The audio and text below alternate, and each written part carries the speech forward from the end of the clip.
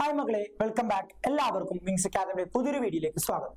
അപ്പോൾ നമ്മൾ ഇന്ന് 9ാം ക്ലാസ് ഹിസ്റ്ററിയിലെ 5ാമത്തെ ചാപ്റ്ററായ ഡെമോഗ്രഫിക് ട്രെൻഡ്സ് ഇൻ ഇന്ത്യ എന്ന ചാപ്റ്ററാണ് ഡിസ്കസ് ചെയ്യാനായിട്ട് പോകുന്നത്. അപ്പോൾ നമ്മൾ ഓണപരീക്ഷയ്ക്ക് 3 പാഠങ്ങൾ ഓൾറെഡി പഠിച്ചു. 1ാമത്തെയും 2ാമത്തെയും 4ാമത്തെയും പാഠങ്ങൾ പഠിച്ചതാണ്. ഇനി നമുക്ക് ഫസ്റ്റ് പാർട്ട് ടെക്സ്റ്റിൽ 2 പാഠങ്ങളാണുള്ളത്, 3ാമത്തെ പാഠവും 5ാമത്തെ പാഠവും. അതിൽ 5ാമത്തെ ചാപ്റ്ററാണ് നമ്മൾ ഇന്ന് ഡിസ്കസ് ചെയ്യുന്നത്. 3ാമത്തെ ചാപ്റ്ററുമായിട്ട് നമ്മൾ മറ്റൊരു ദിവസം വരും.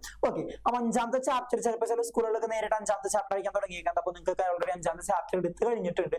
അപ്പോൾ ആ ഒരു ചാപ്റ്ററാണ് നമ്മൾ ഇന്നിവിടെ എന്ത് ചെയ്യാൻ പോകുന്നത്, ഡിസ്കസ് ചെയ്യാനായിട്ട് പോകുന്നത്. നിങ്ങൾക്കറിയാം, ഏകദേശം എടുത്തു കഴിഞ്ഞവരാണെങ്കിലും കേട്ട് കഴിഞ്ഞവരാണെങ്കിലും മനസ്സിലായിട്ടുണ്ടാവും, വളരെ എളുപ്പമുള്ള ഒരു ചാപ്റ്ററാണ്. കുറെ ഒന്നും അങ്ങനെ പഠിക്കാനില്ല, കുറച്ച് കാര്യങ്ങളേ ഉള്ളൂ. പെട്ടെന്ന് വായിച്ചാൽ മനസ്സിലാവുന്ന കുറെ കാര്യങ്ങളൊന്നും പഠിക്കാനില്ലാത്ത വളരെ സിമ്പിൾ ആയിട്ടുള്ള, വളരെ എളുപ്പത്തിൽ പഠിക്കാൻ പറ്റുന്ന ഏറ്റവും സിമ്പിൾ ആയിട്ടുള്ള ഒരു ചാപ്റ്ററാണ് ഈ ഒരു ചാപ്റ്റർ എന്നുള്ളത്, അല്ലേ? അപ്പോൾ ഡെമോഗ്രഫി എന്ന് പറയുന്ന പോപ്പുലേഷനുമായി ബന്ധപ്പെട്ട, അല്ലെ, അതാണ് ഫസ്റ്റിന് ഒരു ഫിഗർ കൊടുത്തേക്കുന്നത്. ഈ ഒരു ചാപ്റ്ററിൽ മൊത്തം ഡിസ്കസ് ചെയ്യുന്നത് എന്തുമായി ബന്ധപ്പെട്ടുള്ള കാര്യങ്ങളാണ്? പോപ്പുലേഷനുമായി ബന്ധപ്പെട്ടുള്ള കാര്യങ്ങളാണ്, ജനസംഖ്യയുമായി ബന്ധപ്പെട്ടുള്ള കാര്യങ്ങളാണ്.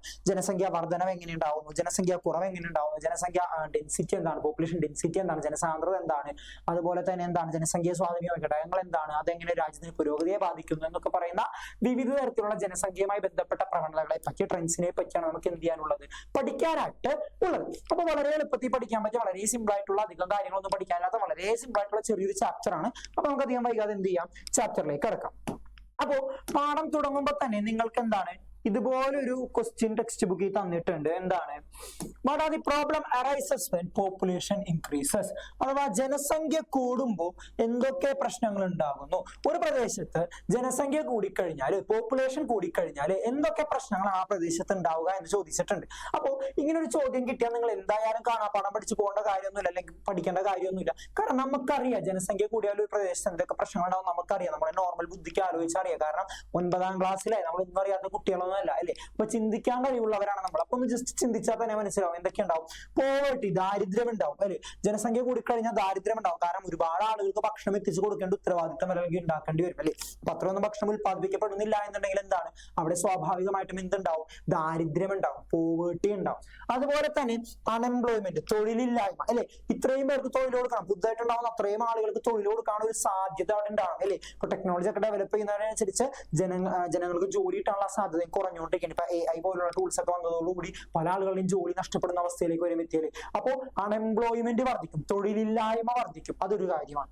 അടുത്താണ് സ്റ്റാർവേഷൻ, ദാരിദ്ര്യം, സ്റ്റാർവേഷൻ ഉണ്ടാവും, അല്ലെ? പോവർട്ടി സ്റ്റാർവേഷൻ ഒക്കെ ഏകദേശം ഒരേപോലത്തെ സാധനങ്ങളാണ്. പോവർട്ടി പട്ടിണി, സ്റ്റാർവേഷൻ ദാരിദ്ര്യം.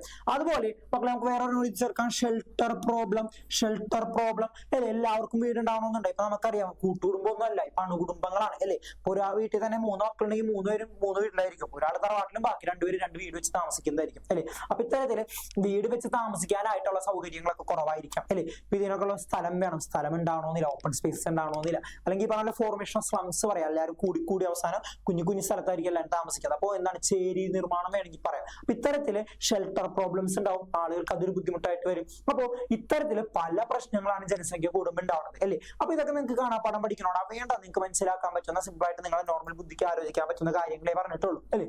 അപ്പൊ നമ്മുടെ മനസ്സിലാക്കി വെച്ചേക്കാം, പരീക്ഷയ്ക്ക് ചോദിച്ചാൽ എഴുതണം. അപ്പൊ അത് വായിച്ചു വെച്ചാൽ മാത്രം മതി. പക്ഷേ അടുത്തൊരു ഡെഫിനേഷൻ എന്താണ് പോപ്പുലേഷൻ എന്നാണ്, നിങ്ങളത് പഠിക്കണം. എന്താണ് പോപ്പുലേഷൻ എന്നുള്ളത് പഠിക്കണം. എന്താണ്? It is A total number of people residing in an area during a given period of time. എന്താണ്? ഒരു നിശ്ചിത സമയത്ത് ഒരു നിശ്ചിത പ്രദേശത്ത് താമസിക്കുന്ന ആളുകളുടെ എണ്ണം. അതായത് കുറച്ചു കാലമായിട്ട് ഒരു സ്ഥലത്ത് താമസിക്കുന്ന ആളുകളുടെ എണ്ണമാണ് അവിടുത്തെ എന്ന് പറയുന്നത് പോപ്പുലേഷൻ അഥവാ ജനസംഖ്യ എന്ന് പറയുന്നത്. ഇപ്പൊ നമ്മളൊരു സ്ഥലം എടുക്കുകയാണ്, കൊച്ചി പോലെ ഒരു സ്ഥലം എടുക്കുകയാണ്. ആ കൊച്ചിയിൽ സ്ഥിരമായി താമസിക്കുന്ന ആളുകളുടെ എണ്ണം, അവിടെ താമസിക്കുന്ന ആളുകളുടെ എണ്ണം, ചിലപ്പോൾ ഒരു 3-4 വർഷമായിട്ട് അവിടെ താമസിക്കുന്ന ആളുകളുടെ എണ്ണത്തെയാണ് നമ്മൾ എന്ത് വിളിക്കുക, പോപ്പുലേഷൻ അഥവാ ജനസംഖ്യ എന്ന് വിളിക്കുന്നത്. അപ്പോൾ ഒരു പ്രദേശത്ത് താമസിക്കുന്ന ആകെ ആളുകളുടെ എണ്ണത്തെ, ടോട്ടൽ നമ്പർ ഓഫ് പീപ്പിൾസിനെയാണ് നമ്മൾ എന്ത് വിളിക്കുന്നത്, പോപ്പുലേഷൻ അഥവാ ജനസംഖ്യ എന്ന് വിളിക്കുന്നത്. പോപ്പുലേഷൻ അഥവാ ജനസംഖ്യ എന്ന് വിളിക്കുന്നത് എന്താണ്? Total number of people residing in an area at a given period of time. അത് വേണം, in a given period of time വേണം. ഒരു നിശ്ചിത സമയത്ത് ഒരു പ്രദേശത്ത് താമസിക്കുന്ന ആളുകളുടെ എണ്ണത്തെ നമ്മൾ എന്ത് വിളിക്കും? ആ പ്രദേശത്തെ പോപ്പുലേഷൻ അഥവാ ജനസംഖ്യ എന്ന് വിളിക്കും. അത് നോക്കി വെച്ചേക്കാം, ഇമ്പോർട്ടന്റ് ആണ്. അടുത്തത് മക്കളെ, അടുത്തതാണ് ഡെമോഗ്രഫി. ഒരു പാഠത്തിന്റെ പേര് ഡെമോഗ്രഫിക് ട്രെൻഡ്സ് ഇൻ ഇന്ത്യ എന്നാണ്. അപ്പോ ഡെമോഗ്രഫി എന്താണെന്നാണ് നമുക്ക് ഇനി പഠിക്കേണ്ടത്. എന്താണ് ജനസംഖ്യാശാസ്ത്രം, ഡെമോഗ്രഫി എന്താണെന്ന് പഠിക്കണം. എന്താണ്? ബ്രാഞ്ച് ഓഫ് സയൻസ്, സയൻസിന്റെ ബ്രാഞ്ച് ആണ്, സയൻസിന്റെ ഒരു ശാഖയാണ്. That deals with population structure. ഈ സയൻസിന്റെ ബ്രാഞ്ച് എന്തുമായിട്ടാണ് ഡീൽ ചെയ്യുന്നത്, അല്ലെങ്കിൽ എന്തുമായിട്ടാണ് ബന്ധപ്പെട്ടിരിക്കുന്നതാണ് പോപ്പുലേഷൻ സ്ട്രക്ചർ അഥവാ ജനസംഖ്യാ ഘടനയുമായി ബന്ധപ്പെട്ടിരിക്കുന്നു. എന്തുമായി ബന്ധപ്പെട്ടിരിക്കുന്നു? പോപ്പുലേഷൻ സ്ട്രക്ചർ അഥവാ ജനസംഖ്യ ഘടനയുമായി ബന്ധപ്പെട്ടിരിക്കുന്നു. അപ്പോൾ സയൻസിന്റെ ഒരു ബ്രാഞ്ച് ആണ്, അത് എന്തുമായി ബന്ധപ്പെട്ടിരിക്കുന്ന സാധനമാണ്? പോപ്പുലേഷൻ സ്ട്രക്ചറുമായി ബന്ധപ്പെട്ടിരിക്കുന്ന സാധനമാണ്, ജനസംഖ്യാ ഘടനയുമായി ബന്ധപ്പെട്ടിരിക്കുന്ന സാധനമാണ്. ഈ ജനസംഖ്യാ ഘടനയെ സ്വാധീനിക്കുന്ന ഘടകങ്ങളാണ് മക്കളെ എന്ത്? ബർത്ത് റേറ്റ്, ഡെത്ത് റേറ്റ്, ജനന നിരക്ക്, മരണനിരക്ക്. ഇതൊക്കെ എന്താണെന്ന് ഈ ചാപ്റ്ററിൽ നമ്മൾ പഠിക്കും. ഓക്കെ, അപ്പൊ ഞാൻ പറഞ്ഞാൽ ഇപ്പൊ ഇത്രയും മനസ്സിലാക്കി വെക്കാം. പോപ്പുലേഷൻ സ്ട്രക്ചർ എന്താ? പോപ്പുലേഷൻ സ്ട്രക്ചർ ഡിപ്പെൻഡ് ചെയ്യുന്ന കാര്യങ്ങൾ, അതായത് എന്തൊക്കെ കാര്യങ്ങളാണ്? ബർത്ത് റേറ്റ് ഉണ്ട്, ജനന നിരക്ക് ഉണ്ട്, ഡെത്ത് റേറ്റ് ഉണ്ട്, മരണനിരക്ക് ഉണ്ട്, മൈഗ്രേഷൻ ഉണ്ട്, മൈഗ്രേഷൻ ഉണ്ട്, കുടിയേറ്റം ഉണ്ട്, പോപ്പുലേഷൻ ഡെൻസിറ്റി, ജനസാന്ദ്രതയുണ്ട്. പോപ്പുലേഷൻ ഡെൻസിറ്റി അഥവാ ജനസാന്ദ്രതയുണ്ട് അല്ലെ. അപ്പോ ഇതെല്ലാമാണ് എന്തിനെ സ്വാധീനിക്കുന്നത്? പോപ്പുലേഷൻ സ്ട്രക്ചറിനെ സ്വാധീനിക്കുന്നത്. അപ്പോ ജനസംഖ്യാ ഘടനയെ അല്ലെങ്കിൽ ജനസംഖ്യാ ഘടനയുമായി ബന്ധപ്പെട്ട ഇത്തരം കാര്യങ്ങളെ കുറിച്ച് പഠനം നടത്തുന്ന സയൻസിന്റെ ബ്രാഞ്ചിനെ നമ്മൾ വിളിക്കുന്ന പേരാണ് എന്ത്? ഡെമോഗ്രഫി. അപ്പോ ജനസംഖ്യാ ഘടനയുമായി ബന്ധപ്പെട്ട ജനന നിരക്ക്, മരണനിരക്ക്, birth rate, death rate, migration, കുടിയേറ്റം, പോപ്പുലേഷൻ ഡെൻസിറ്റി, ജനസാന്ദ്രത, ഇങ്ങനെയുള്ള കാര്യങ്ങളുമായി ബന്ധപ്പെട്ട ജനസംഖ്യാ ഘടനയുമായി ബന്ധപ്പെട്ട ഇത്തരം കാര്യങ്ങളെ കുറിച്ച് പഠിക്കുന്ന സയൻസിന്റെ ബ്രാഞ്ചിനെ, ബ്രാഞ്ച് ഓഫ് സയൻസിനെ നമ്മൾ വിളിക്കുന്ന പേരാണ് എന്ത്? ഡെമോഗ്രഫി അഥവാ ജനസംഖ്യാശാസ്ത്രം. ക്ലിയർ അല്ലേ? സിമ്പിൾ അല്ലേ? സിമ്പിൾ ആയിട്ട് മനസ്സിലായില്ലേ? ഓക്കെ, ഇനി ഈ ഡെമോഗ്രഫി എന്ന് പറഞ്ഞാൽ പോപ്പുലേഷനെ പറ്റിയുള്ള സിസ്റ്റമാറ്റിക് സ്റ്റഡിയാണ്. ഓക്കെ, ശാസ്ത്രീയ പഠനമാണ്. ഓക്കെ, അതുപോലെ തന്നെ ഈ വേർഡ് അഥവാ ഈ ഡെമോഗ്രഫി എന്ന വാക്ക് എങ്ങനെയാണ് ഉണ്ടായത്? ഡെമോസ് എന്ന വാക്കിൽ നിന്നും അതുപോലെ ഗ്രഫീൻ എന്ന വാക്കിൽ നിന്നുമാണ്. ഡെമോസ് അഥവാ പീപ്പിൾ, ഗ്രഫീൻ അഥവാ ഡിഫൈൻ എന്ന രണ്ട് വാക്കുകൾ കൂട്ടിച്ചേർത്തിട്ടാണ് എന്തുണ്ടാക്കിയിരിക്കുന്നത്? ഡെമോഗ്രഫി എന്ന വാക്ക് ഉണ്ടാക്കിയിരിക്കുന്നത്. എന്തുണ്ടാക്കിയിരിക്കുന്നത്? ഡെമോഗ്രഫി എന്ന വാക്ക് ഉണ്ടാക്കിയിരിക്കുന്നത്. ഇനി ഡെമോഗ്രഫിക്ക് രണ്ട് ബ്രാഞ്ച്. നമുക്ക് ഡെമോഗ്രഫിയെ രണ്ടായിട്ട് ക്ലാസിഫൈ ചെയ്യാം. ഒന്ന് സോഷ്യൽ ഡെമോഗ്രഫി ആണ്, മറ്റൊന്ന് ഫോർമൽ ഡെമോഗ്രഫി ആണ്. ഒന്ന് സോഷ്യൽ ഡെമോഗ്രഫി, മറ്റൊന്ന് ഫോർമൽ ഡെമോഗ്രഫി. ഒന്നെന്താണ്? സോഷ്യൽ ഡെമോഗ്രഫി ആണ്, മറ്റൊന്ന് എന്താണ്? ഫോർമൽ ഡെമോഗ്രഫി ആണ്. എന്താണ് തമ്മിലുള്ള വ്യത്യാസം എന്ന് നമുക്ക് ടെക്സ്റ്റ് ബുക്കിൽ വളരെ വ്യക്തമായിട്ട് തന്നെ പറഞ്ഞിട്ടുണ്ട്. അപ്പൊ എന്താണെന്നുള്ളത് നമുക്ക് നോക്കി വെക്കണം, ഇമ്പോർട്ടന്റ് ആണ്. സോഷ്യൽ ഡെമോഗ്രഫി എന്താണ്, ഫോർമൽ ഡെമോഗ്രഫി എന്താണെന്നുള്ളത് പരീക്ഷയ്ക്ക് ചോദിക്കും. ഇമ്പോർട്ടന്റ് ആണ്, അത് പഠിക്കാതെ പരീക്ഷയ്ക്ക് പോകാനായിട്ട് പാടില്ല. എന്താ social demography? Investigate the structure of social demography and it's cause and consequence of changes. അതായത് ഒരു പ്രദേശത്തെ ജനസംഖ്യയിലുണ്ടാകുന്ന മാറ്റങ്ങളുടെ കാരണങ്ങളും അതിന്റെ കോൺസിക്വൻസും റിസൾട്ടും എന്താണെന്ന് പഠിക്കുന്നതാണ് എന്ത്?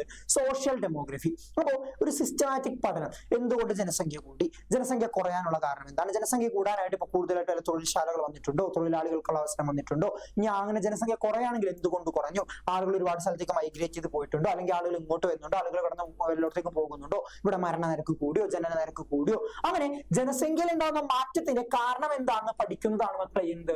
Social demography. അപ്പൊ അതിന്റെ കാരണം എന്താണ്, അതിന്റെ കോൺസിക്വൻസ്, ഇങ്ങനെ ജനസംഖ്യ കൂടിയോണ്ട് എന്തൊക്കെ കാരണങ്ങൾ ഉണ്ടാവും, പ്രശ്നങ്ങളുണ്ടാവും, ജനസംഖ്യ കുറഞ്ഞാൽ എന്തൊക്കെ പ്രശ്നങ്ങൾ ഉണ്ടാവാം, അങ്ങനെ കൂടുകയാണെങ്കിൽ അതിന് കാരണം അതിന്റെ പ്രശ്നം, കുറയുകയാണെങ്കിൽ അതിന് കാരണം അതിന്റെ പ്രശ്നം, ഇങ്ങനെ കാരണങ്ങളും പ്രശ്നങ്ങളെയും കുറിച്ച് പഠിക്കുന്ന ഡെമോഗ്രഫിയുടെ ബ്രാഞ്ചാണ് സോഷ്യൽ ഡെമോഗ്രഫി. അപ്പൊ പോപ്പുലേഷൻ സ്ട്രക്ചർ ഉണ്ടാകുന്ന ചേഞ്ചിനെ, അതിന്റെ കാരണം എന്താണ്, അതുകൊണ്ടുള്ള കോൺസിക്വൻസ്, ആഫ്റ്റർ എഫക്ട്സ്, റിസൾട്ട് എന്താണെന്നുള്ളതിനെ കുറിച്ച് പഠിക്കുന്നതാണ് മക്കളെ എന്ത്? Social demography. അപ്പൊ എന്താ സോഷ്യൽ ഡെമോഗ്രഫി എന്ന് പറഞ്ഞാല് പോപ്പുലേഷൻ സ്ട്രക്ചർ ഉണ്ടാകുന്ന ചേഞ്ച്, ആ ചേഞ്ചിന് എന്തൊക്കെ കാരണങ്ങൾ കാരണമായിട്ടുണ്ട്, അതുകൊണ്ടുള്ള റിസൾട്ട് എന്തെല്ലാം, കോൺസിക്വൻസ് എന്തെല്ലാം, ആഫ്റ്റർ എഫക്ട്സ് എന്തെല്ലാം, അതിന്റെ അനന്തര ഫലങ്ങൾ എന്തെല്ലാം എന്നുള്ളതിനെ കുറിച്ചെല്ലാം പഠിക്കുന്നതാണ് എന്ത്? Social demography. ഓക്കെ, അപ്പോ ആ സോഷ്യൽ ഡെമോഗ്രഫിയിലൂടെ ഒരു പ്രദേശത്തിന്റെ സാമൂഹിക, രാഷ്ട്രീയ, സാമ്പത്തിക മാറ്റങ്ങൾ അല്ലെ, ജനസംഖ്യ കൂടുമ്പോഴും ജനസംഖ്യ കുറയുമ്പോഴും ജനസംഖ്യയിൽ ഉണ്ടാകുന്ന മാറ്റങ്ങൾക്കനുസരിച്ച് ഒരു പ്രദേശത്തെ സാമൂഹിക, രാഷ്ട്രീയ, സാമ്പത്തിക അവസ്ഥകൾ മാറും. ആ മാറ്റങ്ങളെ കുറിച്ച് നമുക്ക് എന്ത് ചെയ്യാനായിട്ട് സാധിക്കും? പഠിക്കാനായിട്ട് സാധിക്കും. എന്ത് ചെയ്യാൻ സാധിക്കും?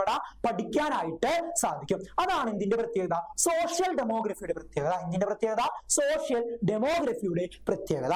നമ്മുടെ അടുത്തതാണ് ഫോർമൽ ഡെമോഗ്രഫി. എന്താണ് ഫോർമൽ ഡെമോഗ്രഫി? അതായത് പോപ്പുലേഷൻ ചേഞ്ചിന്റെ ഘടകങ്ങളെ കുറിച്ച് പഠിക്കുക. അത് ഡാറ്റയാണ്. പോപ്പുലേഷൻ ചേഞ്ച് മുമ്പ് എത്ര, ഇപ്പൊ എത്ര, അങ്ങനെ ഡാറ്റ വെച്ച് എണ്ണം വെച്ച് പഠിക്കുന്നതാണ് എന്ത്, ഫോർമൽ ഡെമോഗ്രഫി. സോഷ്യൽ ഡെമോഗ്രഫി അങ്ങനെയല്ല, എന്തുകൊണ്ടുണ്ടായ എന്താണ് അതിന്റെ ആഫ്റ്റർ എഫക്ട്സ് എന്ന് പഠിക്കുമ്പോൾ ഇത് കൃത്യമായ കണക്കുകളിലൂടെ പഠിക്കുന്നതാണ് മക്കളെ എന്ത്, ഫോർമൽ ഡെമോഗ്രഫി. മുമ്പ് ഇത്രയും ഉണ്ടായിരുന്നു, ഇപ്പോ ഇത്രയേ ഉള്ളൂ. മുമ്പ് 10 ലക്ഷം ആയിരുന്നെങ്കിൽ ഇപ്പൊ 8 ലക്ഷം, അല്ലെങ്കിൽ ഇപ്പൊ 12 ലക്ഷം, അല്ലെങ്കിൽ ഇപ്പൊ 15 ലക്ഷം, ഇപ്പൊ 20 ലക്ഷം, അങ്ങനെ കണക്കുകൾ ഉപയോഗിച്ച് പഠിക്കുന്നതാണ് മക്കളെ എന്ത്, പോപ്പുലേഷൻ ചേഞ്ച് ഫോർമൽ ഡെമോഗ്രഫി. കണക്കുകൾ ഉപയോഗിച്ച് പഠിക്കുകയാണെങ്കിൽ ഫോർമൽ ഡെമോഗ്രഫി, അതല്ലാതെ ആഫ്റ്റർ എഫക്ട്സും അല്ലെങ്കിൽ അതിന്റെ കാരണങ്ങൾ പഠിക്കുകയാണെങ്കിൽ സോഷ്യൽ ഡെമോഗ്രഫി. ഓക്കെ, അപ്പോ ഫോർമൽ ഡെമോഗ്രഫിക്ക് എക്സാമ്പിൾ ആണ് മക്കളെ സെൻസസ്. നമ്മുടെ നാട്ടിൽ നടക്കുന്ന സെൻസസ് ഒക്കെ നടത്തിയത് നിങ്ങൾക്ക് ഓർമ്മയുണ്ടാകുന്ന അറിയില്ല. ലാസ്റ്റ് ആയിട്ട് ഇന്ത്യയിൽ സെൻസസ് നടക്കുന്നത് 2011 അതുകൊണ്ട് ഇന്ത്യയിൽ സെൻസസ് നടന്നിട്ടില്ല. ഇനിയിപ്പോ അടുത്ത വർഷം കേന്ദ്ര സർക്കാർ സെൻസസ് നടത്താനായിട്ട് പോകുന്നുണ്ട്.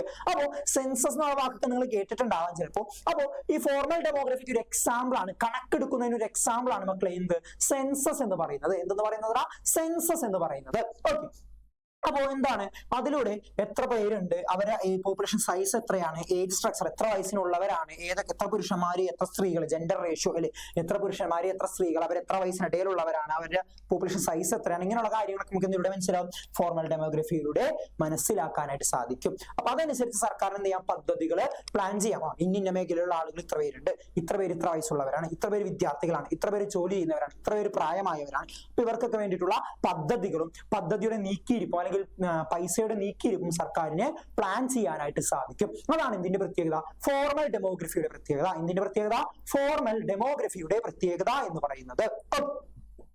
അടുത്തത് മക്കളെ, ഇന്ത്യയില് ഈ സെൻസസ് ആക്ടിവിറ്റി നിയന്ത്രിക്കുന്നത് ആരാണ്, ഒരു ഉദ്യോഗസ്ഥനാണ്. ആ ഉദ്യോഗസ്ഥന്റെ പേരാണ് മക്കളെ, ആ ഉദ്യോഗസ്ഥന്റെ പേരാണ് registrar general and census commissioner of India. Registrar general and census commissioner of India എന്ന ഉദ്യോഗസ്ഥനാണ്, ഈ ഒരു പൊസിഷനിൽ ഇരിക്കുന്ന ഉദ്യോഗസ്ഥനായിരിക്കും ഇന്ത്യയിൽ സെൻസസ് ആക്ടിവിറ്റി, ഇന്ത്യയിൽ സെൻസസ് നിയന്ത്രിക്കുന്നത്. അപ്പോൾ ഇന്ത്യയിലെ ജനസംഖ്യാ കണക്കെടുപ്പ് നിയന്ത്രിക്കുന്നത് ആരാ, registrar general and census commissioner of India ആണ്. 1 വേർഡ് ആയിട്ട് ചോദിക്കാറുണ്ട്, 1 മാർക്കിന്റെ ക്വസ്റ്റ്യൻ ആയിട്ട് ഒരു ക്വസ്റ്റ്യൻ ചോദിക്കാറുണ്ട്. എന്താണ്, ഇന്ത്യയിലെ സെൻസസ് ആക്ടിവിറ്റി നടത്തുന്നത് ആരാണ്, registrar general and census commissioner of India എന്ന പോസ്റ്റിൽ ഇരിക്കുന്ന ആ വ്യക്തിയാണ് ഇന്ത്യയിൽ എന്ത് നടത്തുന്നത്, സെൻസസ് ആക്ടിവിറ്റി അഥവാ സെൻസസ് നടത്തുന്നത്. ഇനി ഇന്ത്യയിൽ സെൻസസ് നടത്തുന്ന 10 വർഷത്തിലൊരിക്കലാണ്. എപ്പോഴാ, 10 വർഷത്തിലൊരിക്കലാണ് ഇന്ത്യയിൽ എന്ത് നടത്തുന്നത്, സെൻസസ് നടത്തുന്നത്. അപ്പൊ 2011 കഴിഞ്ഞാൽ പിന്നെ എപ്പോഴാണ് കഴിയേണ്ടത്, 2021 ലാസ്റ്റ് ഇന്ത്യയിൽ സെൻസസ് നടക്കുന്നത്. ഞാൻ പറഞ്ഞു 2011. പക്ഷെ 10 വർഷത്തിന് ശേഷം 2021 സെൻസസ് നടന്നില്ല. ഞാൻ പറഞ്ഞു 2026 അടുത്ത വർഷം സെൻസസ് നടക്കുമെന്ന് പറഞ്ഞു. അപ്പൊ എന്തോ 2021 നടക്കാഞ്ഞ്, എന്തുകൊണ്ടാണ് 2021 സെൻസസ് നടക്കാഞ്ഞ്, കൊറോണ വൈറസ് കാരണം നമുക്ക് ജനസംഖ്യാ കണക്കെടുപ്പ് നടത്താൻ സാധിച്ചില്ല. മൊത്തം ലോക്ക്ഡൌണും പ്രശ്നങ്ങളും ആയതുകൊണ്ട് ഇത് നടക്കേണ്ട സമയത്ത് നടത്താൻ സാധിച്ചില്ല.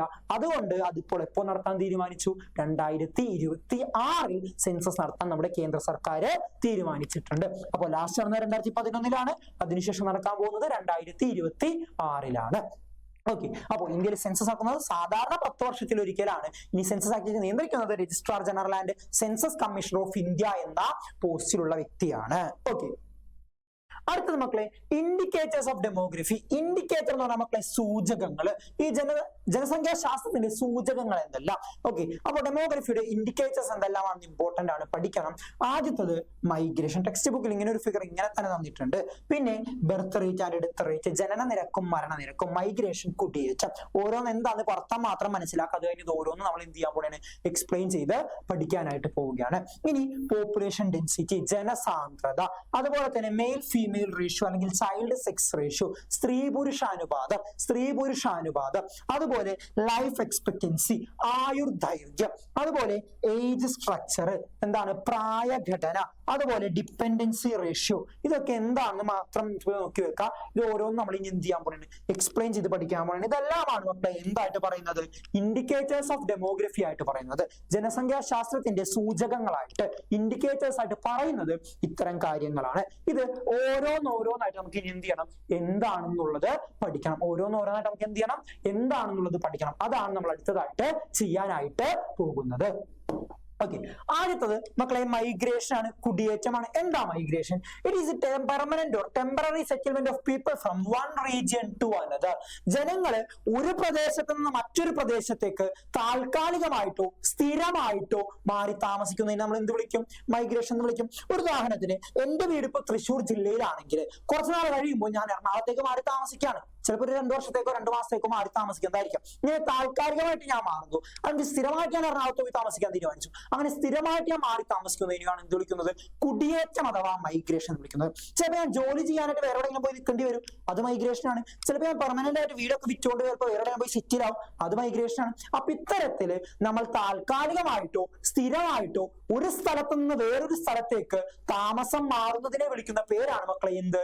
മൈഗ്രേഷൻ അഥവാ കുടിയേറ്റം. ഒരു സ്ഥലത്ത് നിന്ന് വേറൊരു സ്ഥലത്തേക്ക് പെർമനന്റ് ആയിട്ടോ സ്ഥിരമായിട്ടോ ടെമ്പററി ആയിട്ടോ താൽക്കാലികമായിട്ടോ മാറി താമസിക്കുന്നതിനെ നമ്മൾ വിളിക്കുന്ന പേരാണ് മൈഗ്രേഷൻ അഥവാ കുടിയേറ്റം. ഇത് 2 തരത്തിലുണ്ട്.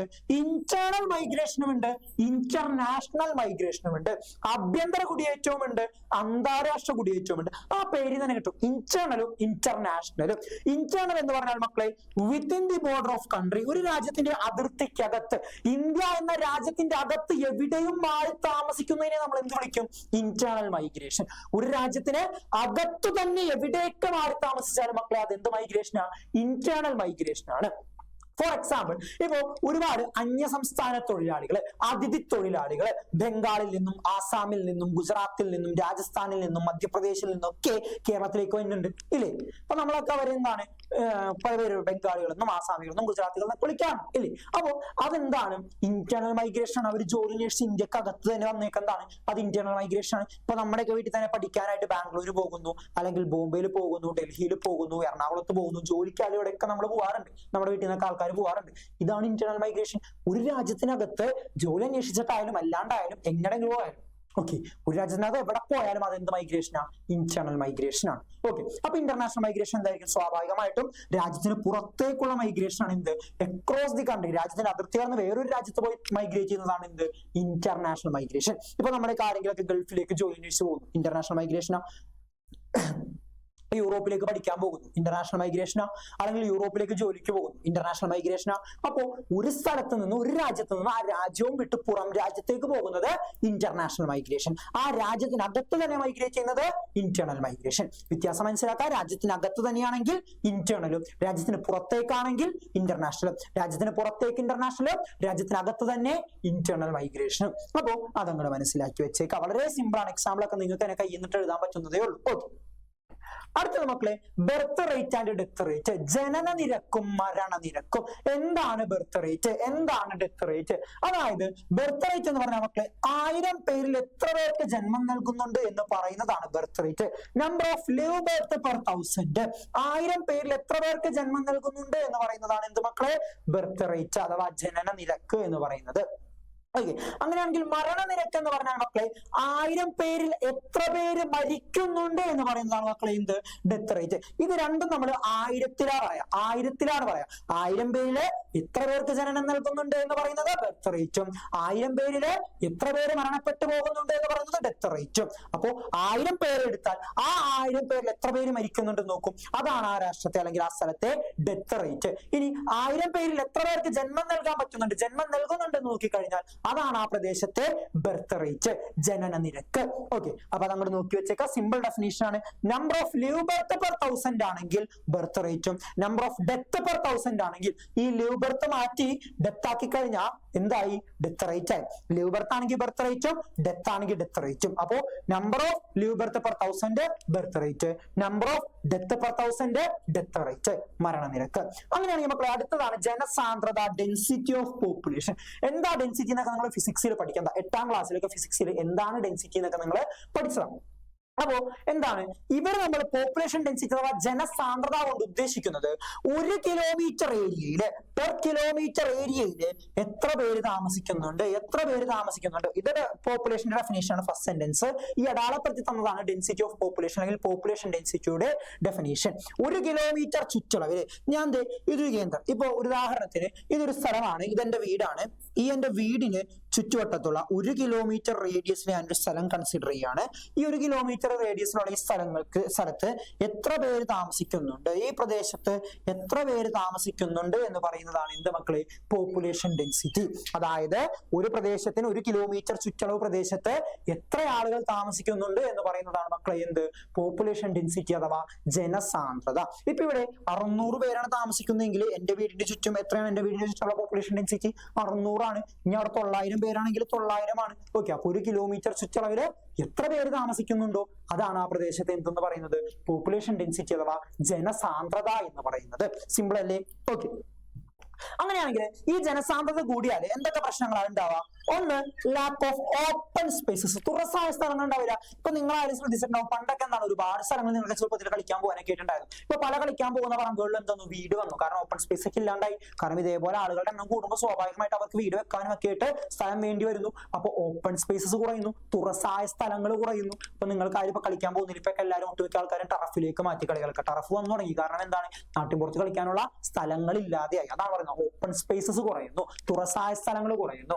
അതുപോലെ പൊല്യൂഷൻ, സ്വാഭാവികമല്ലേടാ, ജനസംഖ്യ കൂടിയ സ്വാഭാവികമായിട്ടും മലിനീകരണം കൂടും. ജനസംഖ്യ കൂടിയാല് സ്വാഭാവികമായിട്ടും എന്ത് കൂടും? മലിനീകരണം കൂടും. അതാണ് പറയുന്നത് പൊല്യൂഷൻ. അടുത്തത് ലാക്ക് ഓഫ് വാട്ടർ സ്റ്റോറേജ്, ജലസംഭരണ ശേഷി ഉണ്ടാവില്ല, ജലസംഭരണം ഒന്നും ഉണ്ടാവില്ല, ജലമൊന്നും സംരക്ഷിച്ചു വെക്കണമെന്നില്ല. ഓക്കെ, ഇപ്പൊ വാട്ടർ സ്റ്റോറേജ് കുറയും. ഓക്കെ, അതുപോലെ തന്നെ എന്താണ്, ക്രൗഡിങ്, ആളുകളുടെ എണ്ണം കൂടുമ്പോൾ സ്വാഭാവികമായിട്ട് തിരക്കുണ്ടാവില്ലടാ, തിരക്കുണ്ടാവില്ല. നിങ്ങളൊന്ന് നോക്ക്, പ്രധാനപ്പെട്ട സിറ്റികളിലൊക്കെ പോയി നോക്കുക, അവിടെയൊക്കെ പോപ്പുലേഷൻ ഡെൻസിറ്റി കൂടുതൽ, അവിടെയൊക്കെ ഒടുക്കത്തെ തിരക്കാണ് അല്ലേ. അപ്പോ തിരക്ക് കൂടും, ക്രൗഡിങ് കൂടും. അതുപോലെ ഫോർമേഷൻ ഓഫ് സ്ലംസ്, സ്ലം എന്ന് പറഞ്ഞാൽ ചേരി, അതായത് വളരെ ചെറിയ പ്രദേശത്ത് ഒരുപാട് ആളുകൾ തിങ്ങിപ്പാർക്കുന്നതിനാണ് നമ്മൾ ചേരി എന്ന് വിളിക്കുന്നത്, സ്ലം എന്ന് വിളിക്കുന്നത്. ഇപ്പൊ ധാരാവി, മുംബൈയിലേക്കുള്ള ധാരാവി ചേരിയൊക്കെ എന്താണ് ഉദാഹരണമാണ്, ചേരിക്ക് ഉദാഹരണമാണ്. അതായത് 10,000-കണക്കിന് ആളുകളൊക്കെ ആയിരിക്കും ചിലപ്പോൾ ഒരു പ്രദേശത്ത് തിങ്ങിപ്പാർക്കുന്നത്. 10,000-കണക്കിനൊന്നും വേണമെന്നില്ല, എന്നാലും മഹാഭൂരിപക്ഷം ആളുകളും കുറച്ചധികം ആളുകൾ ഒരു സ്ഥലത്ത് കുഞ്ഞു സ്ഥലത്ത് തിങ്ങിപ്പാർക്കുകയാണെങ്കിൽ അതിന് നമ്മൾ വിളിക്കുന്ന പേരാണ് സ്ലം അഥവാ ചേരി. അപ്പൊ ഇത്തരത്തിൽ ആളുകളുടെ എണ്ണം കൂടിയ സ്വാഭാവികമായിട്ട് അവിടെ ചേരികൾ രൂപപ്പെടും. കാരണം അടുത്തടുത്ത് വീടൊക്കെ വരും, തുറസായ സ്ഥലങ്ങൾ ഇല്ലാതാക്കപ്പെടും, ആളുകൾക്ക് ഒന്നിനും ഒരു സൗകര്യം ഇല്ലാതാക്കപ്പെടും, ആളുകൾ ഭയങ്കര ഇടുങ്ങിയ അവസ്ഥയിൽ ജീവിക്കേണ്ടി വരും. അതാണ് എന്ത് പറയുന്നത്, ചേരി എന്ന് പറയുന്നത്. അപ്പൊ ഈ ചേരികളൊക്കെ രൂപപ്പെടാൻ, സ്ലംസ് ഒക്കെ രൂപപ്പെടാൻ കാരണമാകും. അപ്പോ ഇതും നിങ്ങൾക്ക് പഠിക്കണോ? വേണ്ടാൽ ഇതൊക്കെ നിങ്ങളുടെ ബുദ്ധിക്ക് ആലോചിച്ച് എഴുതാൻ പറ്റുന്ന കാര്യങ്ങളാ, ഇതൊന്നും നിങ്ങൾ പഠിക്കേണ്ട കാര്യമൊന്നുമില്ല അല്ലേ. അപ്പൊ ഇതൊക്കെ ഒന്ന് മനസ്സിലാക്കി വെച്ചേക്കാം. അതല്ലാതെ കാണാപ്പാഠം പഠിച്ചതൊന്നും എഴുതേണ്ട ഒരു അവസ്ഥ തന്നെയില്ല, കാരണം നിങ്ങൾക്ക് അതിനുള്ള ബുദ്ധിയൊക്കെ ഉണ്ട് ഇതൊക്കെ എഴുതാനുള്ള. അപ്പൊ അതൊക്കെ മനസ്സിലാക്കി വെച്ചുകൊണ്ട് പരീക്ഷയ്ക്ക് എഴുതാൻ പ്രാപ്തരായിരിക്കാം. ഓക്കെ, അടുത്തത് മക്കളെ, എന്താണ് നമുക്ക് ഇനി പഠിക്കാനുള്ളത്? മെയിൽ ഫീമെയിൽ റേഷ്യോ എന്താണ്? എന്താണ് മെയിൽ ഫീമെയിൽ റേഷ്യോ അഥവാ സ്ത്രീ പുരുഷ അനുപാതം? അതായത് മക്കളെ, 1000 പുരുഷന്മാർക്ക് തുല്യമായിട്ട് എത്ര സ്ത്രീകൾ ഉണ്ടെന്ന് പറയുന്നതാണ് എന്ത്, മെയിൽ ഫീമെയിൽ റേഷ്യോ. മൊത്തം ജനസംഖ്യയിലെ മൊത്തം പുരുഷന്മാരുടെ എണ്ണത്തെ 1000-ലേക്ക് കൺവേർട്ട് ചെയ്യും, അതനുസരിച്ച് മൊത്തം സ്ത്രീകളുടെ എണ്ണത്തെ 1000-ലേക്ക് കൺവേർട്ട് ചെയ്യും. അതിനെയാണ് മക്കളെ എന്ത് പറയുന്നത്, സ്ത്രീ പുരുഷ അനുപാതം അഥവാ മെയിൽ ഫീമെയിൽ റേഷ്യോ. 1000 പുരുഷന്മാർക്ക് തുല്യമായിക്കൊണ്ട് എത്ര സ്ത്രീകളുണ്ട്? അപ്പൊ മൊത്തം പുരുഷന്മാരുടെ പോപ്പുലേഷൻ കാണും, മൊത്തം സ്ത്രീകളുടെ പോപ്പുലേഷൻ കാണും. അതിനെ രണ്ടിനെയും 1000-ലേക്ക് കൺവേർട്ട് ചെയ്യും. അപ്പോൾ കിട്ടുന്ന ഒരു കണക്കുണ്ട്. ചിലപ്പോൾ 1000 പുരുഷന്മാർക്ക് തുല്യമായിട്ട് 1500 സ്ത്രീകൾ, 1000 പുരുഷന്മാർക്ക് തുല്യമായിട്ട് 600 സ്ത്രീകൾ, അങ്ങനെ 1000 പുരുഷന്മാർക്ക് തുല്യമായിക്കൊണ്ട് എത്ര സ്ത്രീകൾ ഒരു രാജ്യത്തുണ്ട് എന്ന് പറയുന്നതാണ് male female ratio. Number of females per 1000 males, number of females per 1000 males. 1000 പുരുഷന്മാർക്ക് തുല്യമായിട്ട് എത്ര സ്ത്രീകൾ, 1000 പുരുഷന്മാർക്ക് തുല്യമായിട്ട് എത്ര സ്ത്രീകൾ, അതാണ് മക്കളെ എന്ത്, മെയിൽ ഫീമെയിൽ റേഷ്യോ എന്ന് പറയുന്നത്. അങ്ങനെയാണെങ്കിൽ എന്താ ചൈൽഡ് സെക്സ് റേഷ്യോ? മക്കളെ, ചൈൽഡ് സെക്സ് റേഷ്യോ എന്ന് പറഞ്ഞാൽ ഈ സെക്സ് എന്ന് പറയുന്നത് തന്നെയാണ് മെയിൽ ഫീമെയിൽ റേഷ്യോ തന്നെയാണ്. സ്ത്രീയാണോ പുരുഷനാണോ, ആൺകുട്ടിയാണോ പെൺകുട്ടിയാണോ എന്നുള്ള വേർതിരിവാണ് ഉദ്ദേശിക്കുന്നത്. ഓക്കെ, അപ്പോ ഇതെന്താ പറയുന്നതെന്ന് വെച്ചാല് 0 മുതൽ 6 വയസ്സിനിടയിലുള്ള 1000 ആൺകുട്ടികൾക്ക് തുല്യമായിട്ട് എത്ര പെൺകുട്ടികളുണ്ട്? അതായത് പ്രസവിച്ച് 1 വർഷം തികയുന്നതിന് മുന്നേ തൊട്ട് 6 വയസ്സ് കഴിയുന്നത് വരെ അല്ലെങ്കിൽ 6 വയസ്സ് ആകുന്നത് വരെയുള്ള കാലഘട്ടത്തിലുള്ള കുട്ടികളില് എത്ര 1000 ആൺകുട്ടികൾക്ക് എത്ര പെൺകുട്ടികളുണ്ട് എന്ന് പറയുന്നത്, 1000 ആൺകുട്ടികൾക്ക് എത്ര പെൺകുട്ടികളുണ്ട് എന്ന് പറയുന്നതാണ് മക്കളെ ചൈൽഡ് സെക്സ് റേഷ്യോ. അത് കുട്ടികളെ മാറ്റി 7 വയസ്സിന് മുകളിലേക്ക് അല്ലെങ്കിൽ ഈ പറയുന്ന മുതിർന്നവരെ കൺസിഡർ ചെയ്താൽ എന്തായി, മെയിൽ ഫീമെയിൽ റേഷ്യോ അല്ലെങ്കിൽ വെറും സെക്സ് റേഷ്യോ. മെയിൽ ഫീമെയിൽ റേഷ്യോനെ തന്നെയാണ് വെറും സെക്സ് റേഷ്യോ എന്ന് പറയാം. ഇതിനെ ചൈൽഡ് സെക്സ് റേഷ്യോ അല്ലെങ്കിൽ ചൈൽഡ് മെയിൽ ഫീമെയിൽ റേഷ്യോ എന്നും വേണമെങ്കിൽ പറയാം. അപ്പോ 1000 പുരുഷന്മാർക്ക് തുല്യമായിക്കൊണ്ട് എത്ര സ്ത്രീകൾ ഉണ്ടെന്ന് പറഞ്ഞാൽ മെയിൽ ഫീമെയിൽ റേഷ്യോ അല്ലെങ്കിൽ സെക്സ് റേഷ്യോ. ഇനി 0 മുതൽ 6 വയസ്സ് വരെയുള്ള കുട്ടികളില് 1000 ആൺകുട്ടികൾക്ക് എത്ര പെൺകുട്ടികൾ ഉണ്ടെന്ന് പറഞ്ഞാൽ അതെന്തായി, ചൈൽഡ് സെക്സ് റേഷ്യോ ആയി അല്ലെങ്കിൽ ചൈൽഡ് മെയിൽ ഫീമെയിൽ റേഷ്യോ ആയി. ക്ലിയർ ആണോ? വ്യത്യാസം മനസ്സിലായ? കുട്ടികളുടെ കാര്യം വരുമ്പോൾ 0 മുതൽ 6 വയസ്സ് വരെ വരും. കുട്ടികളുടെ കാര്യം പറയുമ്പോൾ 0 മുതൽ 6 വയസ്സെന്ന് എടുത്തു പറയണം. ബാക്കിയൊക്കെ സെയിം.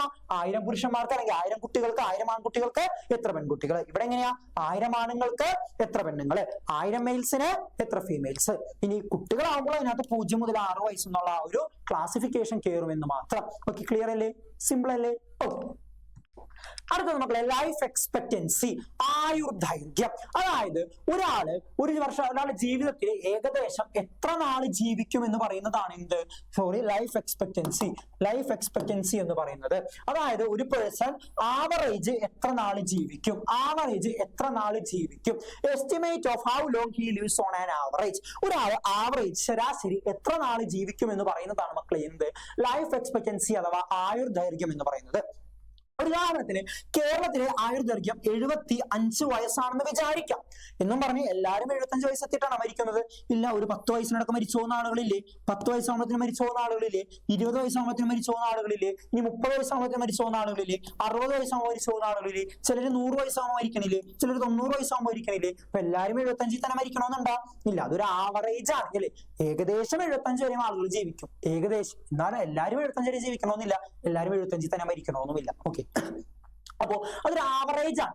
കാരണം പല ആൾക്കാരും പല ഏജ് ഗ്രൂപ്പിലാണ് മരിക്കുന്നത്. അപ്പൊ അതിന്റെ ഒരു ആവറേജ് കാണാനേ സാധിക്കുള്ളൂ. അപ്പോ ആവറേജ് ഒരാള് എത്ര നാൾ ഈ ഭൂമിയിൽ ജീവിക്കും എന്ന് പറയുന്നതാണ് മക്കളെ എന്ത്, ആവറേജ് ഒരാൾ ഈ ഭൂമിയിൽ എത്ര നാൾ ജീവിക്കും എന്ന് പറയുന്നതാണ് എന്ത് ലൈഫ് എക്സ്പെക്ടൻസി അഥവാ ആയുർദൈർഘ്യം എന്ന് പറയുന്നത്.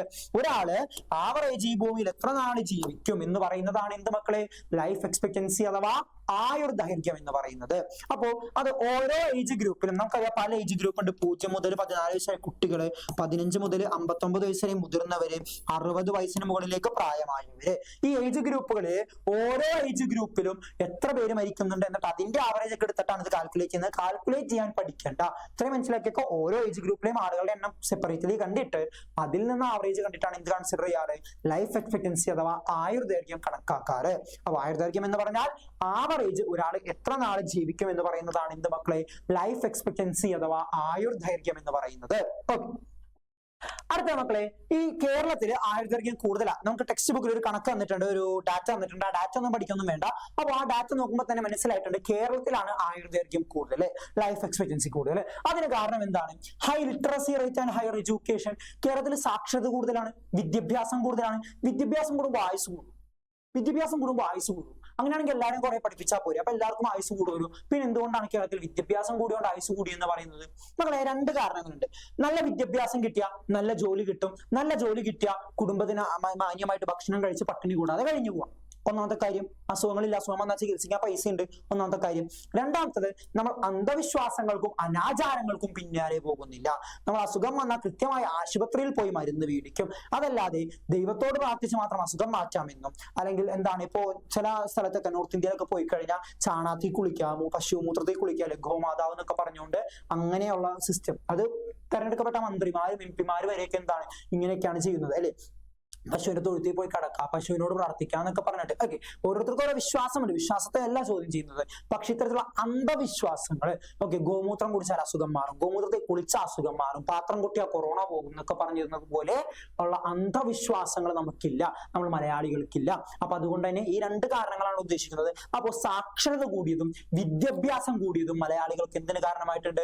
ആയുർദൈർഘ്യം കൂട്ടാൻ കാരണമായിട്ടുണ്ട്. മലയാളികളുടെ ആയുർദൈർഘ്യം കൂട്ടാൻ ലിറ്ററസി റേറ്റ് കൂടിയതും സാക്ഷരത കൂടിയതും അതുപോലെ വിദ്യാഭ്യാസം കൂടിയതും കാരണമായിട്ടുണ്ട്. ഇനി ഡീസെൻട്രലൈസ്ഡ് പബ്ലിക് ഹെൽത്ത് പോളിസി കേന്ദ്രീകൃതമല്ല, വികേന്ദ്രീകൃതമാണ് അല്ലെ. നമ്മുടെ ആരോഗ്യമായ വികേന്ദ്രീകൃതമാണ്. കാരണം നമ്മുടെ വീടിന്റെ അവിടെ ഒരു പ്രൈമറി ഹെൽത്ത് സെന്റർ ഉണ്ടാവും, അല്ലെങ്കിൽ ഫാമിലി ഹെൽത്ത് സെന്റർ ഉണ്ടാവും, അതിങ്ങനെ താലൂക്ക് ആശുപത്രി ഉണ്ടാവും, ജില്ലാ ആശുപത്രി ഉണ്ട്, മെഡിക്കൽ കോളേജ് ഉണ്ട് അല്ലെ. അപ്പൊ ഇത്തരത്തിൽ പല ലെവലിലാണ് ആശുപത്രിയുള്ളത്. അല്ലാണ്ട് എല്ലാ മെഡിക്കൽ കോളേജിലേക്ക് അല്ല പോകുന്നത് അല്ലെ.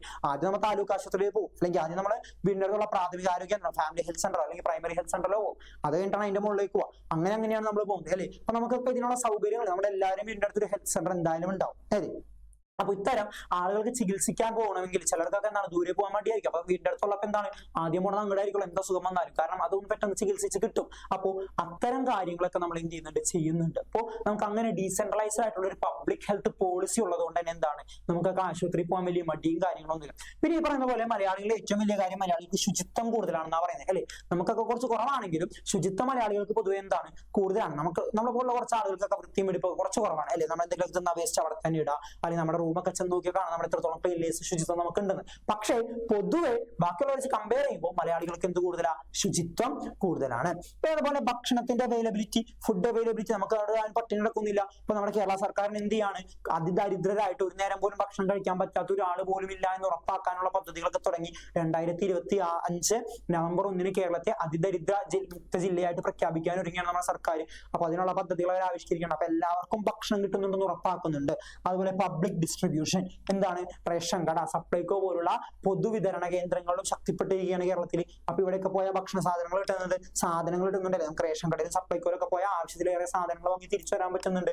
അപ്പോൾ ഇത്തരത്തിലും നമ്മുടെ പബ്ലിക് ഡിസ്ട്രിബ്യൂഷൻ നമ്മുടെ ഗവൺമെന്റ് എന്ത് ചെയ്തിട്ടുണ്ട്? സ്ട്രോങ് ആക്കി വെച്ചിട്ടുണ്ട്. അപ്പൊ അതിലൂടെയൊക്കെ നമുക്ക് ഭക്ഷണം കഴിച്ച അസുഖങ്ങൾ വരാതെ നമുക്ക് എന്താണ് കുറെ നാൾ ജീവിക്കാനായിട്ട് സാധിക്കുന്നുണ്ട്. അപ്പൊ ഇതാണ് നമ്മുടെ കേരളത്തില് എന്ത് കൂടാൻ കാരണം?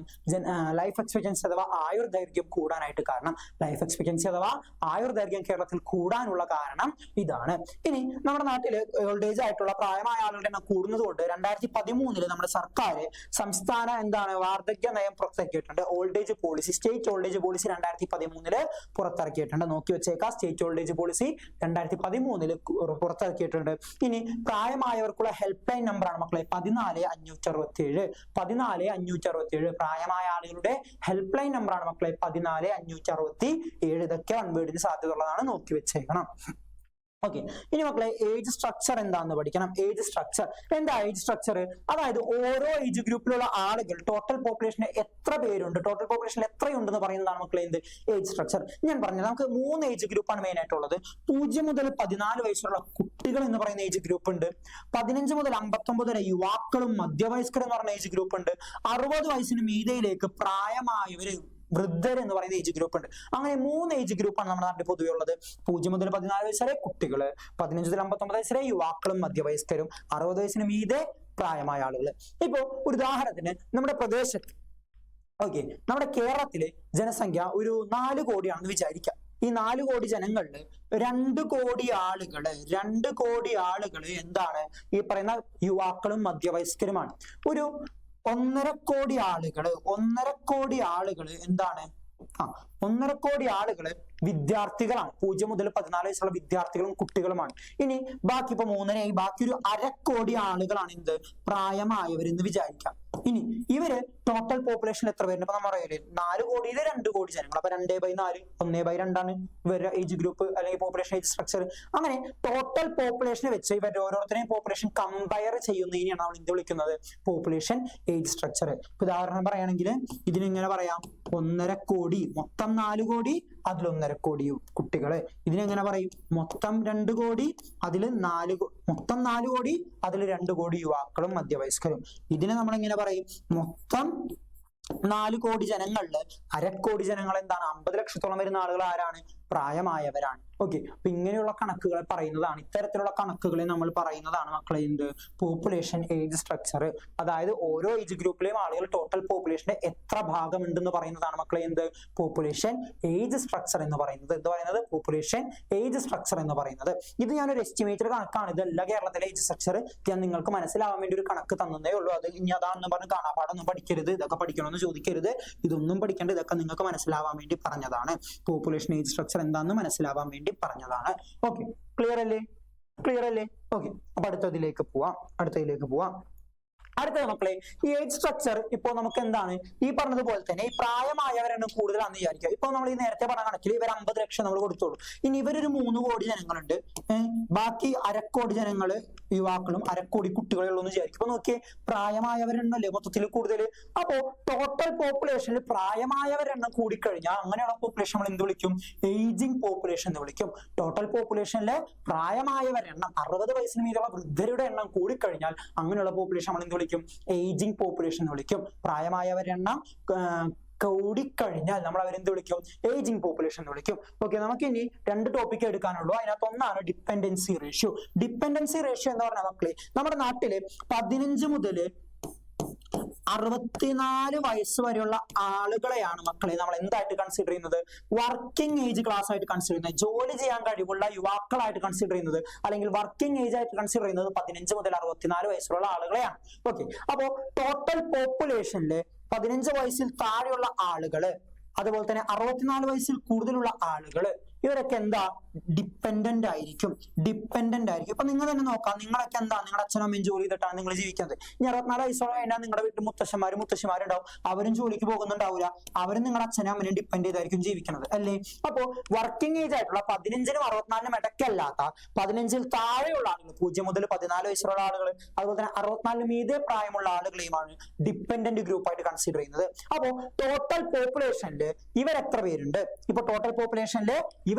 ഡിപ്പെൻഡന്റ് ഗ്രൂപ്പ് ടോട്ടൽ എത്ര പേരുണ്ടെന്ന് പറയുന്നതാണ് എന്ത് ഡിപ്പെൻഡൻസി റേഷ്യോ എന്ന് പറയുന്നത്. ഇപ്പൊ ഫോർ എക്സാമ്പിൾ നമ്മൾ നേരത്തെ കേരളത്തിലെ 4 കോടി ജനങ്ങളിൽ 2 കോടി അല്ലെങ്കിൽ 2.5 കോടി ജനങ്ങൾ വർക്കിംഗ് ഏജ് ആണെങ്കിൽ 1/2 കോടി ജനങ്ങൾ എന്തായിരിക്കും, ഇവിടെ ഒരു 1/4 കോടി, ഇവിടെയും ഒരു 1/4 കോടി കൊടുത്താൽ ഇവിടെ എന്താണ് കുറച്ച് ജനങ്ങൾ, ബാക്കിയുള്ള 1.5 കോടിയോളം വരുന്ന ജനങ്ങൾ, ഇവിടെ ഒരു 3/4 കോടി ജനങ്ങൾ ഡിപ്പെൻഡന്റ് ആണ്, ഇവിടെ ഒരു 3/4 കോടി ജനങ്ങൾ ഡിപ്പെൻഡന്റ് ആണെന്ന് വിചാരിക്കുക. പ്രായമായവർ 3/4 കോടി ജനങ്ങൾ കുട്ടികളാണെന്ന് വിചാരിക്കുക. അപ്പൊ എന്താണ് ഈ പറയുന്ന ആളുകളെയാണ് നമ്മൾ എന്ത് ചെയ്ത് കൂട്ടുന്നത്, ഈ പറയുന്ന 1.5 കോടി ജനങ്ങൾ, ഈ പറയുന്ന ഡിപ്പെൻഡന്റ് ഗ്രൂപ്പിലുള്ള 1.5 കോടി ജനങ്ങളാണ് ഡിപ്പെൻഡന്റ് റേഷ്യോയിൽ വരാം. ഓക്കെ, അപ്പൊ ടോട്ടൽ പോപ്പുലേഷൻ 4 കോടി, അതിൽ 1.5 കോടി എന്താണ് ഡിപ്പെൻഡന്റ് ആണ്. ഇങ്ങനെ നമ്മൾ റേഷ്യോ പറയുന്നതാണ് ഡിപ്പെൻഡൻസി റേഷ്യോ എന്ന് പറയുന്നത്. 15-നും 64-നും ഇടയ്ക്ക് പ്രായമുള്ള ആളുകളാണ് independent group, working age group. അവർക്കാണ് സ്വന്തമായി ജോലിക്ക് പോയി അധ്വാനിച്ച് സ്വന്തം കാര്യം നോക്കാൻ പറ്റാം. അതല്ലാതെ അവർ ഡിപ്പെൻഡ് ചെയ്ത് ജീവിക്കുന്ന ആളുകളെ ടോട്ടൽ പോപ്പുലേഷനിൽ എത്ര ഭാഗമുണ്ട് എന്ന് പറയുന്നതാണ് മക്കളെ എന്ത് ഡിപ്പെൻഡൻസി റേഷ്യോ എന്ന് പറയുന്നത്. ഡിപ്പെൻഡൻസി റേഷ്യോ എന്ന് പറയുന്നത്. അപ്പോ ടെക്സ്റ്റ് ബുക്കിൽ ആ ഡെഫിനേഷൻ വായിച്ചു നോക്കാം. ഈ ഒരു ഡെഫിനേഷൻ വളരെ ഇമ്പോർട്ടന്റ് ആണ്. ഓക്കെ, ഇനി നമ്മുടെ ഈ ടോപ്പിക്കിന്റെ ലാസ്റ്റ് ടോപ്പിക്കാണ്, ഈ ഒരു പാഠത്തിലെ ലാസ്റ്റ് ടോപ്പിക്കാണ് ഡെമോഗ്രഫിക് ഡിവിഡൻഡ് അഥവാ ഡെമോഗ്രഫിക് ഗിഫ്റ്റ്. അതായത് മക്കളെ ഈ പറയുന്ന ഡിപ്പെൻഡന്റ് ഗ്രൂപ്പിലുള്ള ആളുകളുടെ അല്ലെങ്കിൽ ഇൻഡിപെൻഡന്റ് ഗ്രൂപ്പിലുള്ള 15 മുതൽ 64 വയസ്സുള്ള ആളുകൾ, അതിൽ മഹാഭൂരിപക്ഷം ആളുകൾക്കും ജോലി കിട്ടിയില്ലെങ്കിൽ എന്തായിരിക്കും, വളരെ ബുദ്ധിമുട്ടായിരിക്കും. ഇൻഡിപെൻഡന്റ് ഗ്രൂപ്പ് ആണെന്ന് പറഞ്ഞിട്ട് വല്ല കാര്യമുണ്ട്, അവർ ഡിപ്പെൻഡന്റ് ആയിരിക്കൂലേ. കാരണം എന്താണ്, അവർക്ക് ജോലി ഇല്ല, അപ്പൊ അവർ വേറെ ആളുകൾക്ക് ഡിപ്പെൻഡ് ചെയ്യേണ്ടി വരും, അവരെ കാര്യങ്ങൾ നടത്താൻ വേറെ ആളുകൾ ഡിപ്പെൻഡ് ചെയ്യേണ്ടി വരും അല്ലേ. അപ്പൊ അത് ബുദ്ധിമുട്ടാണ്, അത് രാജ്യത്തിന്റെ വികസനത്തിനെ തന്നെ ബാധിക്കുന്ന കാര്യങ്ങളാണ്. അപ്പോ ഒരു രാജ്യത്ത് ജോലിയുള്ള ഡിപ്പെൻഡന്റ് ഗ്രൂപ്പിലല്ല ഇൻഡിപെൻഡന്റ് ഗ്രൂപ്പില് ജോലിയുള്ള ആൾക്കാരെണ്ണം കൂടുകയും ജോലി ഇല്ലാത്ത ആൾക്കാരെണ്ണം കുറയുകയും ചെയ്താൽ അതിനെ നമ്മൾ എന്ത് വിളിക്കും, ഡെമോഗ്രഫിക് ഗിഫ്റ്റ് എന്ന് വിളിക്കും. എന്താ പറഞ്ഞേ, ഇൻഡിപെൻഡന്റ് ഗ്രൂപ്പായ 15 മുതൽ 64 വയസ്സുള്ള ആളുകളുടെ പോപ്പുലേഷനില് ജോലി ചെയ്യുന്നവരെണ്ണം കൂടുതലും ജോലി ഇല്ലാത്തവരെണ്ണം കുറവുമായ, അല്ലെ, ജോലി ഉള്ളവരെണ്ണം കൂടുതൽ ജോലി ഇല്ലാത്തവരെണ്ണം കുറയുകയും ചെയ്താല് നമ്മൾ അതിനെന്ത് വിളിക്കും, ഡെമോഗ്രഫിക് ഡിവിഡൻഡ് അഥവാ ഡെമോഗ്രഫിക് ഗിഫ്റ്റ് എന്ന് വിളിക്കും. ഓക്കെ, ഇനി എന്റെ അഡ്വാൻറ്റേജസ് നോക്കാം. ഇതും ഇമ്പോർട്ടന്റ് ആണ്, പരീക്ഷയ്ക്ക് ചോദിക്കാൻ സാധ്യതയുള്ളതാണ്. ഒരു രാജ്യത്തിന്റെ സാമൂഹിക സാമ്പത്തിക വികസനം സാധ്യം. എടാ, എനിക്ക് ജോലി ഉണ്ടെങ്കിൽ എനിക്ക് എന്റെ വീട്ടിലുള്ള ആവശ്യമുള്ള സാധനങ്ങൾ മേടിക്കാം, എനിക്ക് എന്റെ വീട് വേണമെങ്കിൽ കുറച്ചുകൂടി പുതുക്കി പണിയാം, എന്റെ വീടിന്റെ അടുത്ത പരിസരം വേണമെങ്കിൽ വൃത്തിയാക്കാം, കുറച്ചുകൂടി ഡെവലപ്പാക്കാം. അതായത് എനിക്ക് എന്റെ പറമ്പൊക്കെ, എന്റെ വീടിന്റെ പറമ്പൊക്കെ എനിക്ക് എന്ത് ചെയ്യാം, അത്യാവശ്യം അടിപൊളിയായിട്ട് കുറച്ച് സൂക്ഷിക്കാനൊക്കെ പറ്റൂലേ. അപ്പൊ അത് എല്ലാവർക്കും ജോലി കിട്ടുമ്പോൾ എല്ലാവരും വീടും പറമ്പൊക്കെ ഇതേപോലെ വൃത്തിയായിട്ട് സൂക്ഷിക്കും, നല്ല അടിപൊളിയൊക്കെ വീട് പണിയും ചെയ്യുമ്പോൾ സാമൂഹിക വികസനം സാധ്യമാവും. ഇനി സാമ്പത്തിക വ്യവസ്ഥ എങ്ങനെയാണ്, നമ്മൾ ആവശ്യമുള്ള സാധനങ്ങൾ മേടിക്കുന്നുണ്ട്, ടാക്സ് സർക്കാരിലേക്ക് പോകുന്നുണ്ട്, നമ്മൾ എന്ത് മേടിച്ചാലും ടാക്സ് സർക്കാരിലേക്ക് പോകുന്നുണ്ട്. അപ്പൊ നമ്മൾ ആവശ്യത്തിന് സാധനങ്ങൾ മേടിക്കുന്നു, ആവശ്യമുള്ളതിപ്പോ ഇല്ലാണ്ടാക്കിയ സാധനങ്ങൾ മേടിച്ചുകൊണ്ടിരിക്കും, സ്വാഭാവികമായിട്ട് ടാക്സ് സർക്കാരിലേക്ക് എത്തും. അപ്പൊ സർക്കാരിന് സാമ്പത്തിക വികസനം സാധ്യമാവും, സാമൂഹിക വികസനം സാധ്യമാവും, നമ്മുടെയൊക്കെ വീട് പരിസരം വൃത്തിയാവുന്നുണ്ട്, അടിപൊളിയാവുന്നുണ്ട്, ഭംഗിയാവുന്നുണ്ട്. അതുപോലെ സർക്കാർ കിട്ടുന്ന ടാക്സ് ഉപയോഗിച്ച് റോഡ് പണിയും പാലം പണിയും അങ്ങനെയുള്ള കാര്യങ്ങളൊക്കെ ചെയ്യുമ്പോൾ അവിടെയും വൃത്തിയാവുന്നുണ്ട് അല്ലെങ്കിൽ ഡെവലപ്ഡ് ആവുന്നുണ്ട്. അപ്പൊ ഇത്തരത്തില് സാമൂഹിക സാമ്പത്തിക വികസനം സാധ്യമാകും. ഇതൊക്കെ ജോലി ഇല്ലെങ്കിൽ പറ്റുമോ, എനിക്ക് ജോലി ഇല്ല, എനിക്ക് എന്റെ വീടും പറമ്പൊക്കെ നന്നായിട്ട് ആക്കാൻ പറ്റുമോ, വീട് 2 നില ആക്കണം അല്ലെങ്കിൽ പറമ്പിൽ ടൈൽ ഇടണം, പറ്റുമോ, പറ്റില്ല. അതുപോലെ തന്നെ സാർ എനിക്ക് എന്തെങ്കിലും സാധനം മേടിച്ച് തിന്നണം, വീട്ടിലേക്ക് മേടിച്ചു കൊടുക്കണം, പറ്റുമോ, ഇല്ല, കയ്യിൽ പൈസ ഇല്ല, പറ്റില്ല. അപ്പോൾ സാമൂഹിക സാമ്പത്തിക വികസനം ജോലി ഇല്ലെങ്കിൽ സാധ്യമാകില്ല. അപ്പൊ ഡെമോഗ്രഫിക് ഡിവിഡൻഡ് ഉണ്ടെങ്കിൽ ഒരു രാജ്യത്ത് എന്ത് സാധ്യമാകും, സാമൂഹികമായിട്ടും സാമ്പത്തികമായിട്ടുള്ള വികസനം സാധ്യമാകും. അടുത്തത് പ്രൊഡക്ടിവിറ്റി, ഉൽപാദനം കൂടും. ഒരുപാട് ആൾക്കാർക്ക് ജോലി കൂടാന്ന് പറഞ്ഞാൽ, ജോലി ഉണ്ടാവാന്ന് പറഞ്ഞാൽ ഉൽപാദനം കൂടാന്ന് പറഞ്ഞാൽ നമ്മൾ ഈ രാജ്യത്ത് ഉൽപ്പാദിക്കുന്ന സാധനങ്ങളുടെ അളവ് കൂടും, കാരണം അതൊക്കെ നമ്മൾ എന്ത് ചെയ്യും, കൺസ്യൂം ചെയ്യും. അപ്പൊ സ്വാഭാവികമായിട്ടും പ്രൊഡക്ടിവിറ്റി കൂടും. അതുപോലെ തന്നെ രാജ്യത്ത് ഹൈ ഹ്യൂമൻ റിസോഴ്സ് ഡെവലപ്മെന്റ് ഉണ്ടാവും. എന്താണ് ഹ്യൂമൻ റിസോഴ്സ് എന്നൊക്കെ നമുക്കറിയാം അല്ലേ.